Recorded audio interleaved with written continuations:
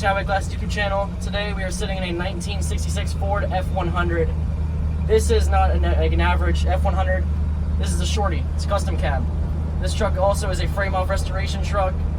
Has a brand new crate motor. It's a 302. Automatic trans on the floor. It is a beautiful white exterior with a nice red interior with a white painted dashboard with some black accents here and there. This truck is a really good running and driving truck.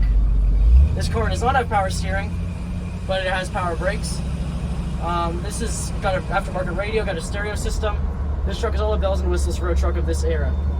Now we're gonna take it back to the shop and put on the lift and show you guys the underneath of it.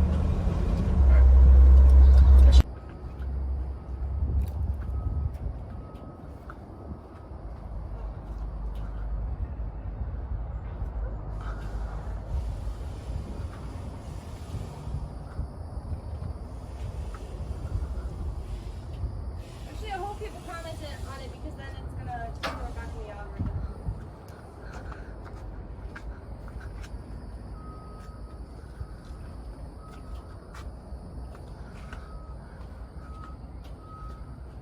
You said it's 1966?